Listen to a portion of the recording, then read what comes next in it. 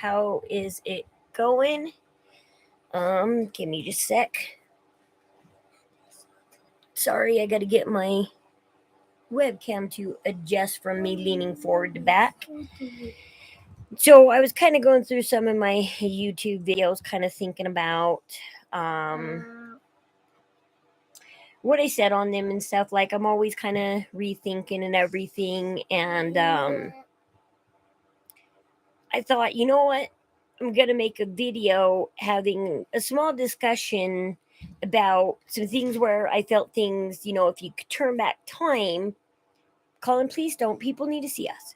If I could turn back a little bit of time, how could I change things to make things go a little bit better, like things I regretted and wished I could do, and things that I will, when my children get older, kind of tell them and stuff so that they can make things go a little bit better when they get older.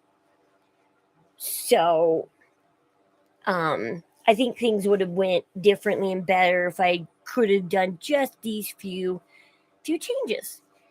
And one of them is when me and my husband were first dating, we were more focused on um, we everything went too fast paced. We met the families too fast. I mean, we should have took it a little more casually. We'd only been working together for 3 months when we decided to date, and within the month I met his family, and he was excited for me to meet his family. And what he didn't tell me was one reason why is because he thought that when his family saw that he was getting married and stuff, that they would respect him a little bit more. And so I understand why my sister and everybody said you should date a little bit longer. Some people say some people have gotten married a month or 3 months or 6 months or 2, 3 years. I mean, I don't think there's any perfect amount of time, but I think there is at least one day before you meet the families where you could sit down and have an open discussion. Camera. Sorry, my son keeps moving and the camera keeps moving with him. Where you should have an open discussion. Say, okay, well, we want to meet the families. Let's have an honest, real discussion about what was it like growing up in your family. What is it? And give all the good and the bad. I mean, I wish my husband would have told me that he struggled with getting his family to like him and respect him and how he honestly felt. And that, what, buddy? What, bud? It's okay to die. It's just a game. It's just a game. And so, because usually the person, when you marry somebody, so let's say you marry the popular sibling, you're automatically going to become the popular in-law because you married the popular one. If you married, the sibling that everybody made fun of the most and everything, you're going to take that role on with your spouse. And so it is only fair that you inform your spouse the role you have in your family and that they understand, and you guys stand beside each other and say, okay, I understand your role in your family and I'm willing to take on that role with you and help you out. And it's hard when you're in your early 20s because nobody ever thinks things thoroughly through. I'm far from my 20s now, so of course I think things thoroughly through more now.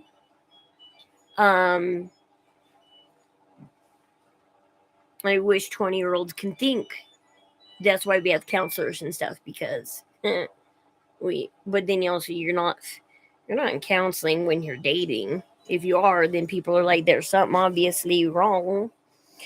But maybe if there is a lot of trouble in your family, maybe you ought to get in some kind of counseling while you're dating, and not be like, it's not because me and my dating partner, it's not because we don't get along.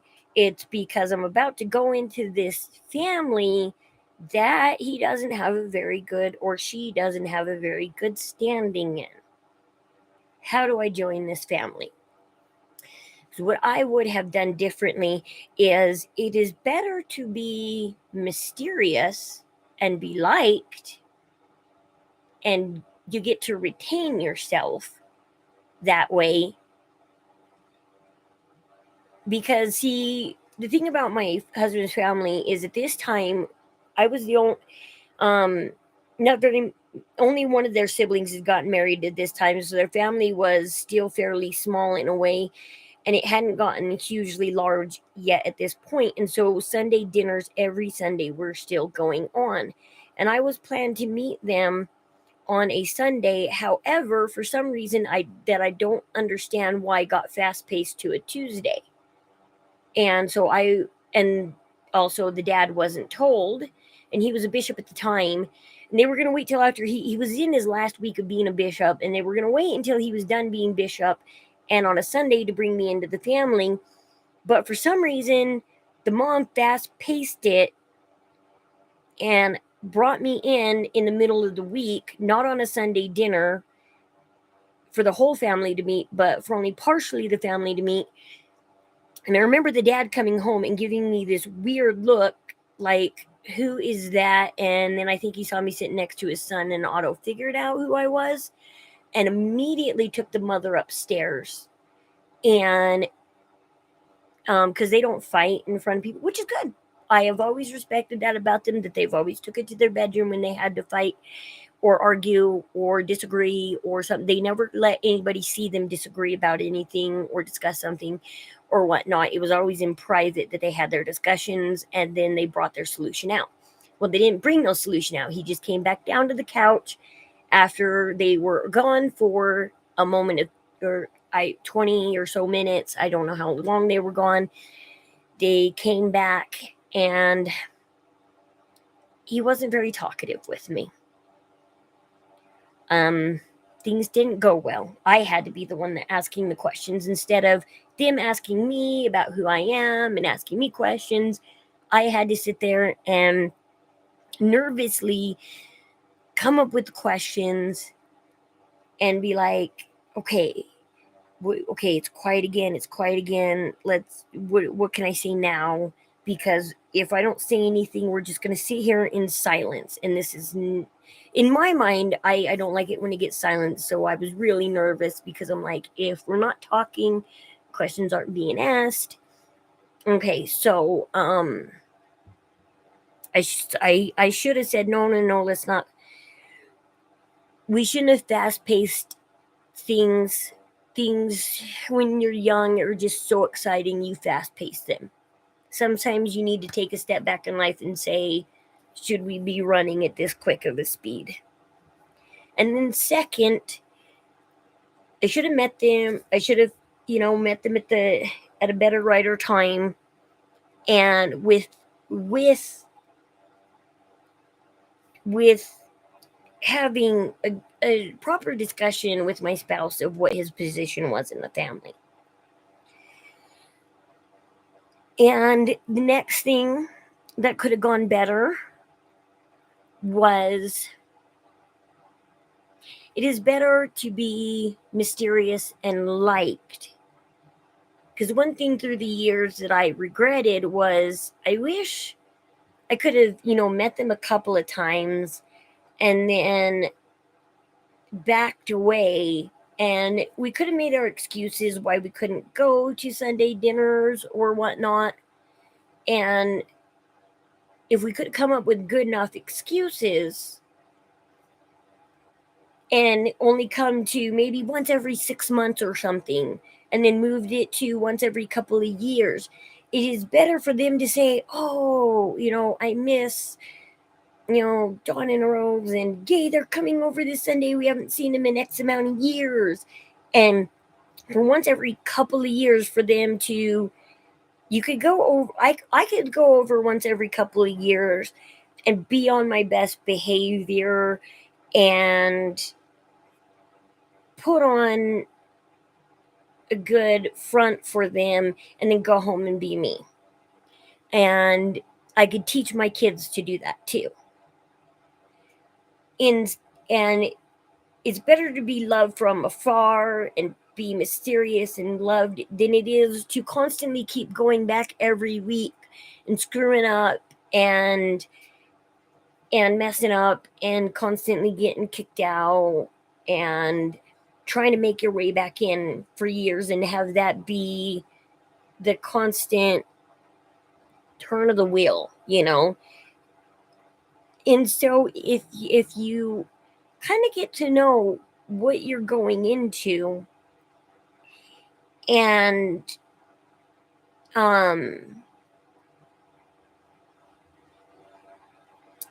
make a game plan, like, okay, everybody's more curious about,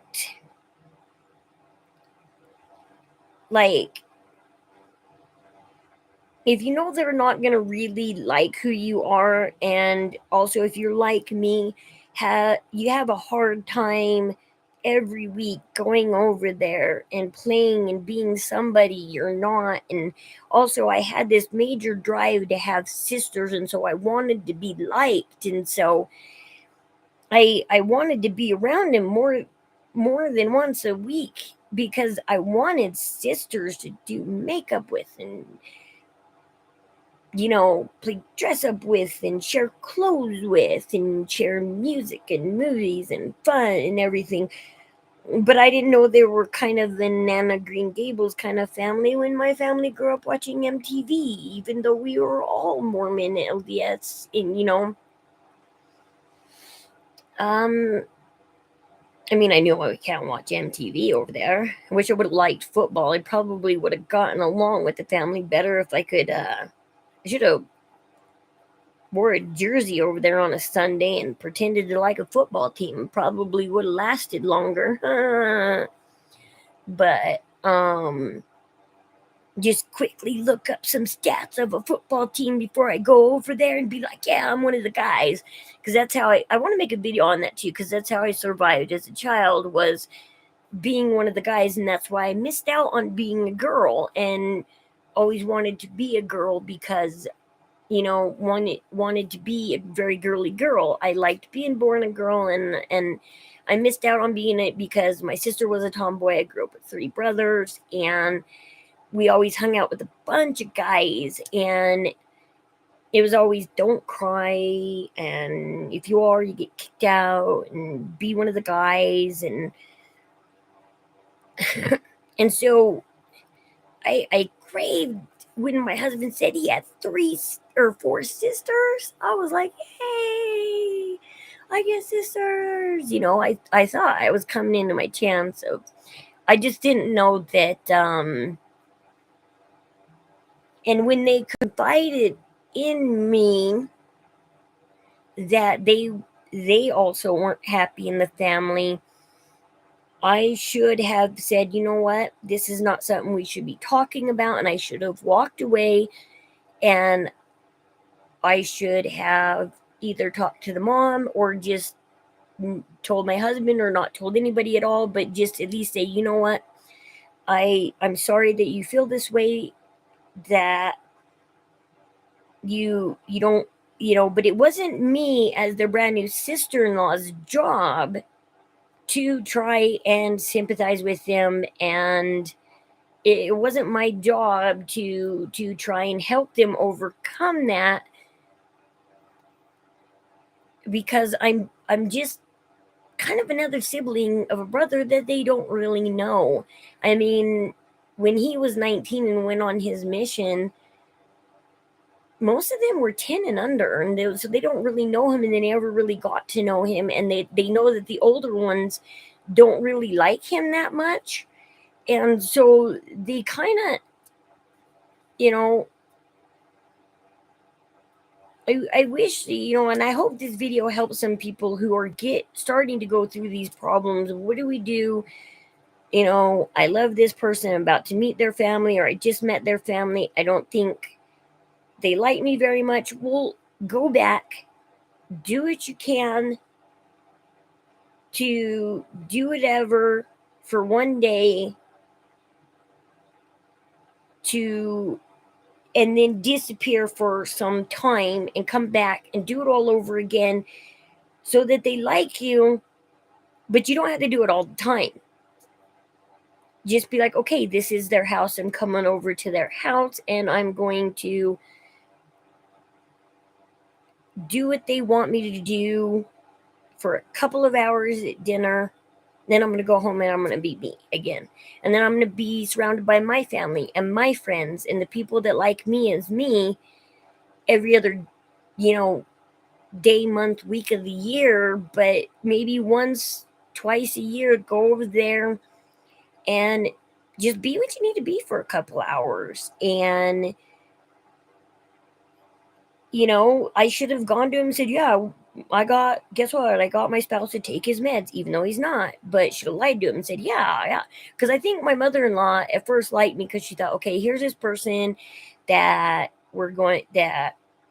she likes things that I like, because we fell on the same ground at first.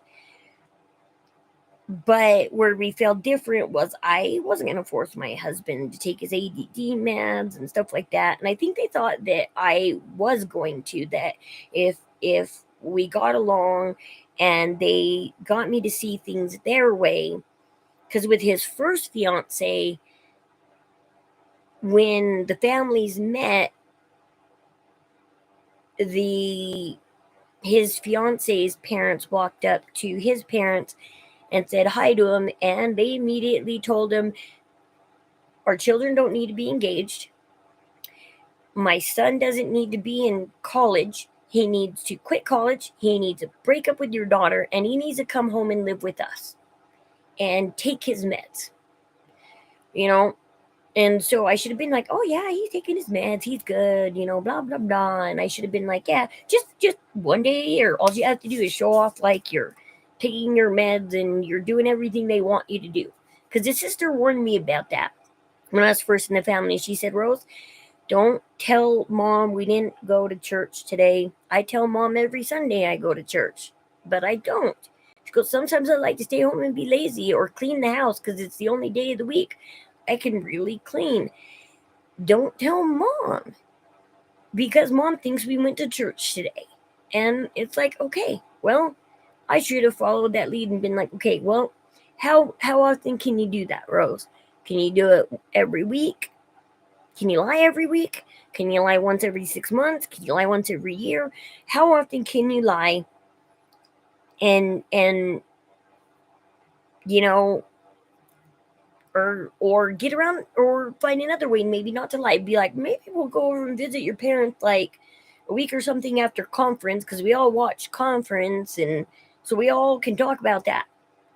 And then I don't have to lie, and I can go over there and be like, yeah, there wasn't conference great. What was your favorite talk? This was my favorite talk. Blah blah blah. And then you could be on their terms and turf for a minute, and decide, how are you and your spouse going to survive this together? Because remember, he's already had to survive this for X amount of time, however old he is. And now he needs you to help him figure out how to continue to survive and be loved. And sometimes the answer is to be a little distant and be loved from a distance than it is to be loved close up. I wanted to be loved close up. And overall, in the end, everything I didn't get me there. It got me hated for a lifetime. So now I'm at a distance. It's been like 5 years-ish or so. And I tried for all those years and still didn't So I keep thinking, the better thing, like I said, would have been to have just played their game for a minute once every how long I decided I could do it. If I felt like I could do it every week, like their other siblings, then I should have done it every week. Okay, so for 2 hours a week, I have to be on their turf, their terms, their game. And or can you only do it once a month? Like I already said, I don't want to repeat myself too much because I don't like it when I do that. But I mean, basically, that's about it. Have that discussion with your fiance about what do I need to know to go survive in this with you if you are not the most popular sibling. Because if you're the most popular sibling, well, at least in the family I was in, there's the popular sibling's husband. He got away with a lot of things I wouldn't have gotten away with, and so yeah, you can tell there was some favoritism in that family, but also I think a sexist thing too, because I think they saw guys and girls different too. Um, and so I think a guy could get away with having a more lenient personality than the girl could. Too, I think a couple things factored in that. I mean, being married to the favorite spouse, being, you know, a guy, like I said, maybe I could have gotten away with it if I had been one of the guys and liked some football or something. I don't know. I don't know. I keep constantly, but I do think overall, point being is I should have been like, I wish I could have gone and met them. They could have come to the wedding and we could have had a good wedding, and then me and my husband should have decided how often we want to go see him, and don't make it a lot, because you're never gonna you're you can gain more popularity by being mysterious and not being seen a lot and being missed than you can by constantly showing up and just trying to get people to like you. Because if you notice, like when you get out of high school and you go to your 10-year reunion and people have grown up a little bit more, and now they're like, oh, I'm sorry I made fun of you in high school, I was young, you know I needed to be popular. And 10 years ago you couldn't be liked by them, but 10 years later they're like, they absolutely hated it. I actually knew some people that treated me badly up until like a year later. I re-met them again and they were married and they had their first kid, and getting married and having their first kid changed them enough to where they were like, yeah, I'm sorry I was that way to you. I mean, but now that I have a wife and kids, I see life from a whole new perspective. And so sometimes you got to see life from a whole new perspective before you can change how you feel about somebody. And if there's people that don't want to change their life and will never see that new perspective, then distance is the key. And that's where it's at, because I always used to kind of be like, laugh at my mother-in-law's 5 to 10 year forgiveness rate. She's done it to her siblings, her husband's siblings. They will get mad at somebody for about 5 to 10 years, and they will forgive them after an X amount of time has gone by, somewhere between 5 to 10 years, and try and restart the relationship. I remember being at a family function 10 years after her and her brother had gotten into an argument, a horribly bad argument, where she literally wrote him a letter, you owe me X amount of dollars or you're dead to me. And he didn't pay his sister the money, and they didn't speak for 10 years. And then he came over And the second he walked into the family function, she yelled his name, jumped up, ran up, gave him a huge hug. I noticed he didn't hug her back. And after the party was over and everybody left, I asked him, I said, so did you love that big hug she gave you? I said, well, you're in her 10-year forgiveness range. You lasted the 10 years and now you show up to a family function, and now for over the 10 years, I did not do like she asked me to do and not speak to him. I spoke to him and his wife, and this was my uncle, and I was not going to hate them because she told me to.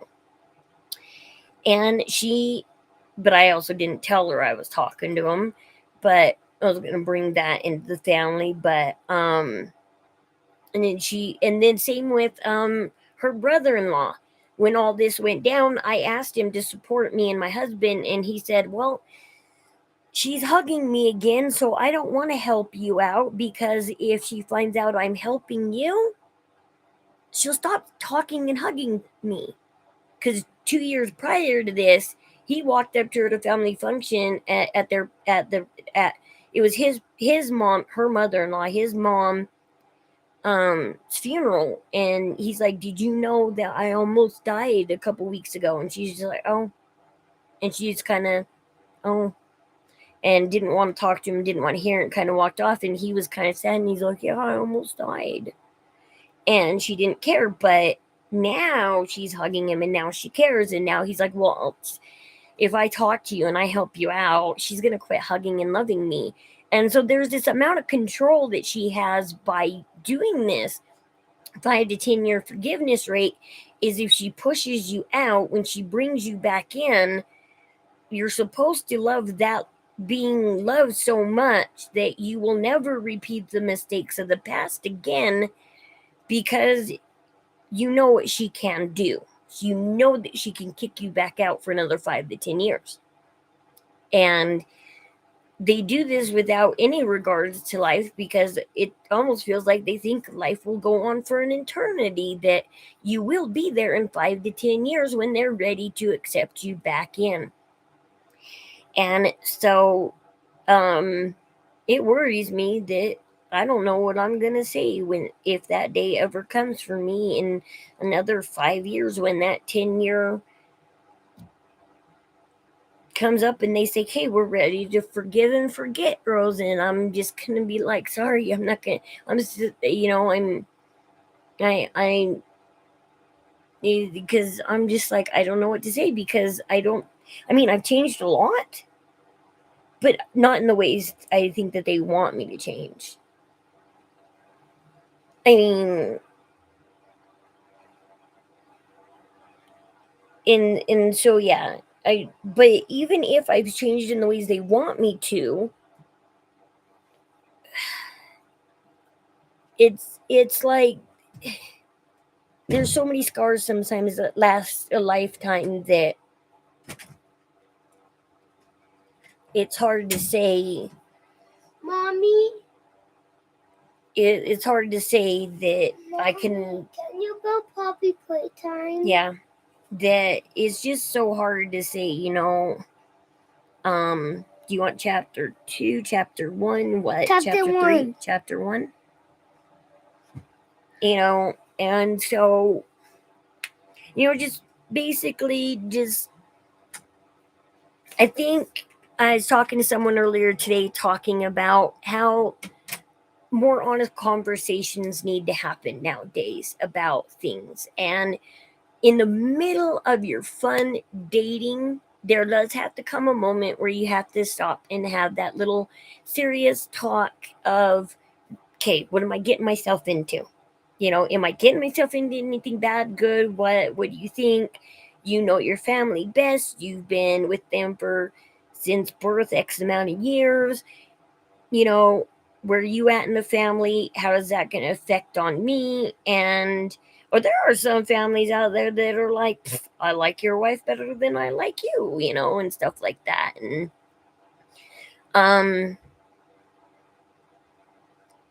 And so you need to have that on a conversation of, okay, I need to be prepared for Are they gonna love me? Are they gonna hate me? Are they gonna love me for a while and then hate me? You think, how do you think things are gonna go? Or what do I need to do to at least earn some respect and keep that respect? In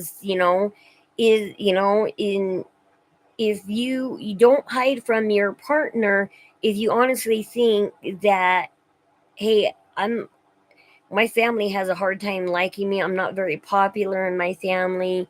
They make fun of me a lot. I need to let you know this before you meet them so that, we can try and be on our best behavior and not see them too often, or we're going to fall into that trap where we're going to eventually put ourselves in that position to be made fun of. And I don't want my spouse to be made fun of like I was made fun of. And if you don't want your spouse to be made fun of, disrespected, treated like you were treated, have that conversation and decide how much you need to be around this kind of environment. And if you plan on having kids, how much your kids need to be around this environment. Because like they told me, they didn't want my kids around them that much because they knew that we weren't raising our kids on their family terms. And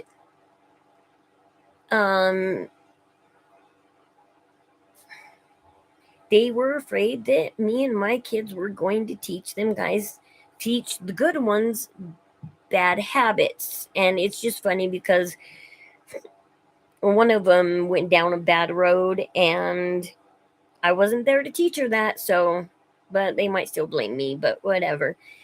I don't care anymore. But you just like I said, just have that discussion, and it's just a discussion so that you know where you're putting yourself, and it's no reflection on your spouse how his family treats him, her, they don't let that reflect on your spouse that somebody else's actions.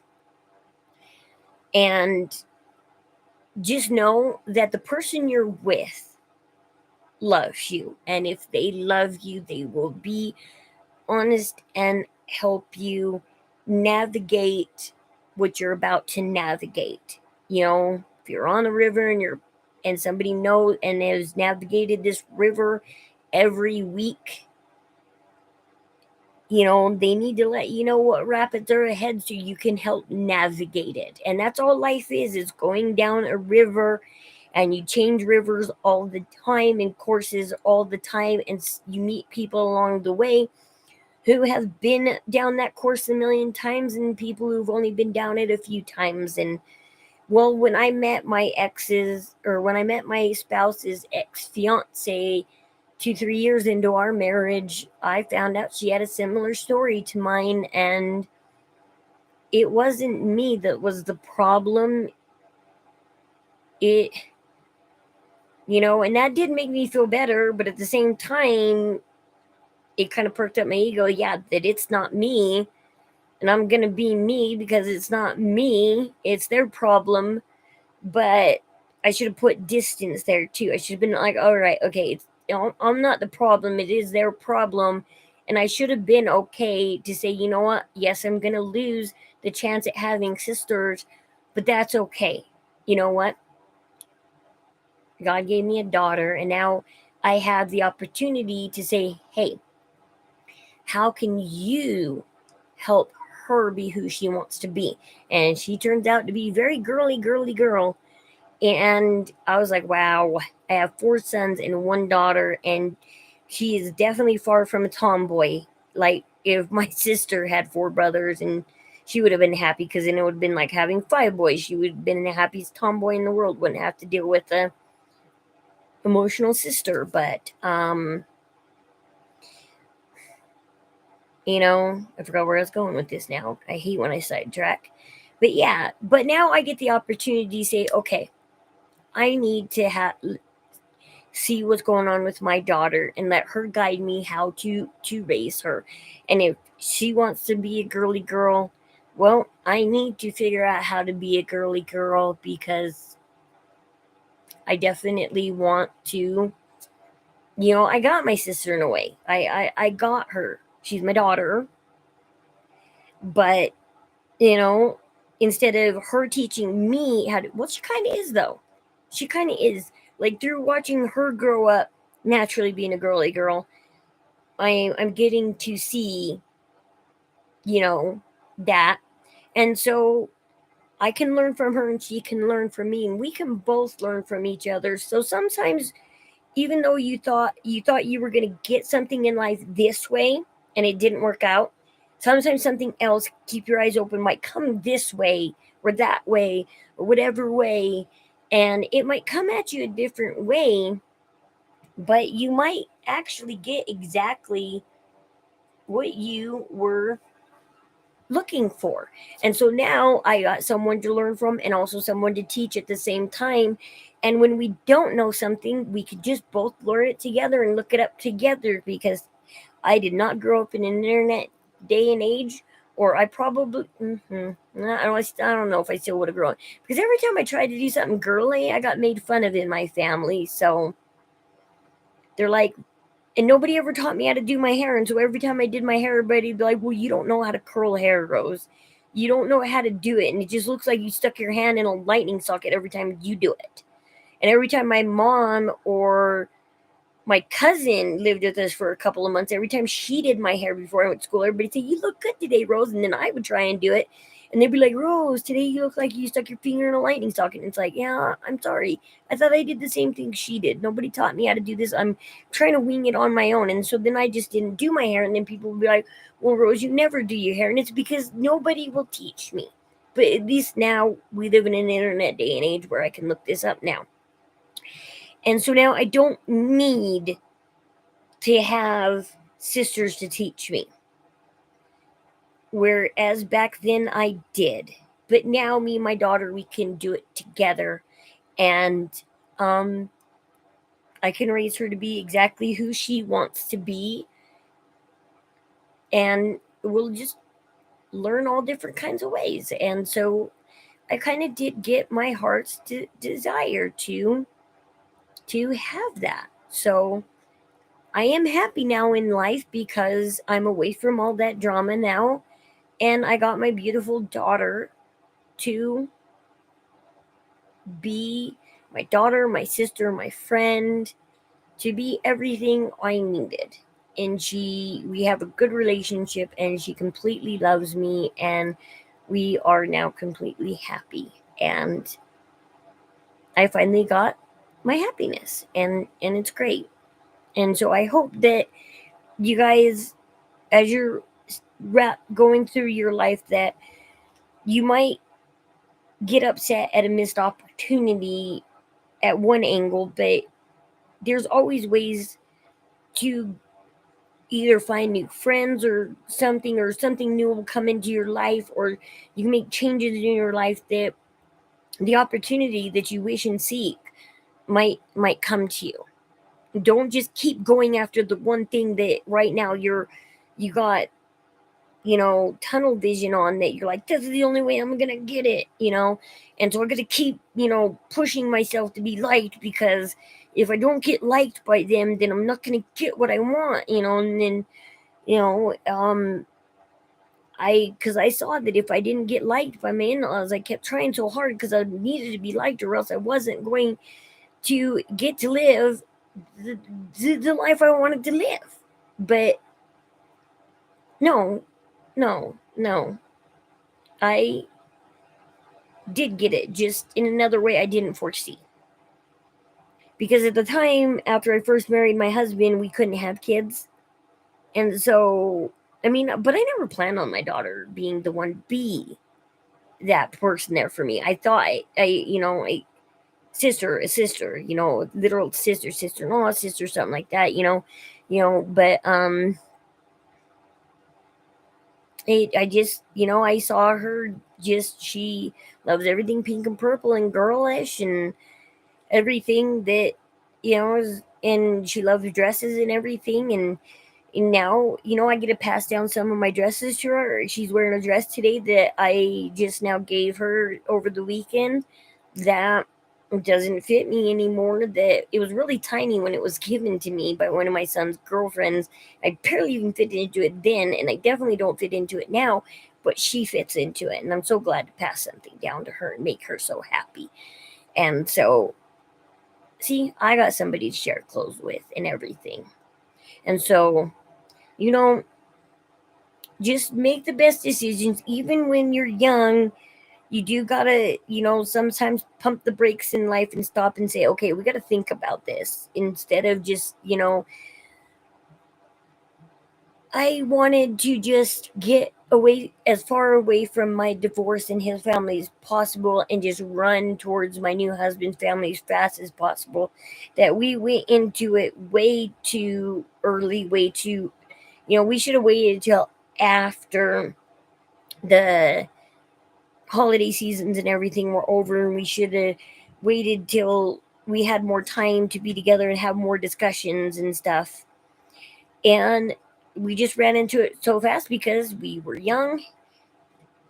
When you want something so bad, sometimes you don't see that it's worth waiting for.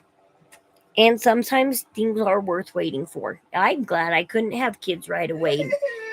I was upset when I couldn't have kids for 7 years, but you know what?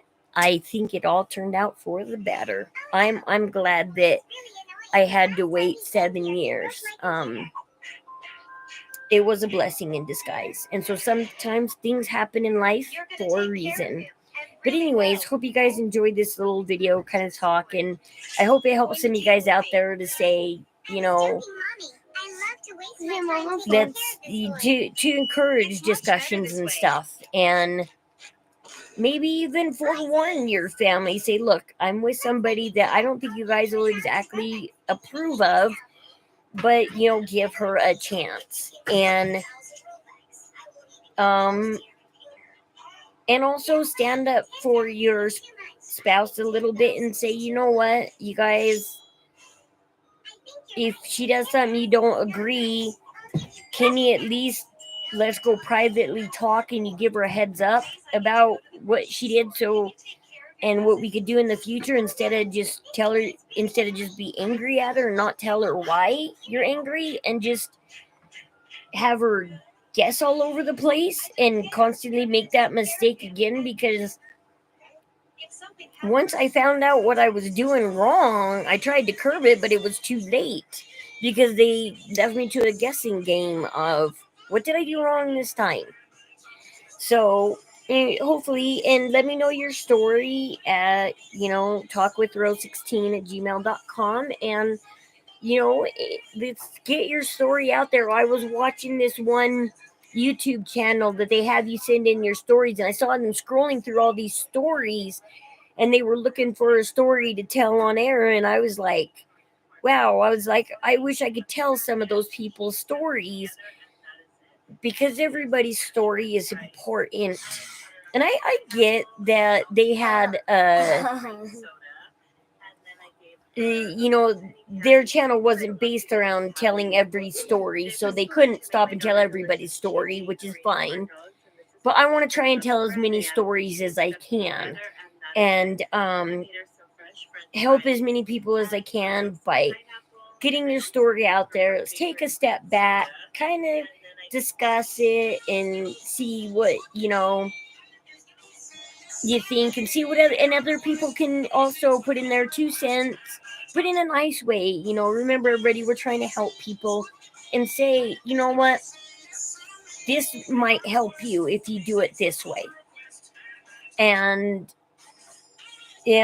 because these are people and they're real problems that they honestly need support, not somebody to tell them that they're just wrong, because not anybody's just wrong or just right. Everybody, for somebody who studied criminal justice and psychology, made a lot of mistakes and ended up in the criminal justice system. And sometimes I kick myself for that, because shouldn't I have known better if I knew the law and everything? And I thought the law would stand on my side. But there's also, crooked cops out there. And so it happens that the law isn't always played to the letter of the law. And so we'll see you guys all later and hope to hear your stories and follow my channel. I game with my kids. I do all kinds of things. And please don't yell. And just check out the various things I do here on my channel. And comment what's your favorite cut.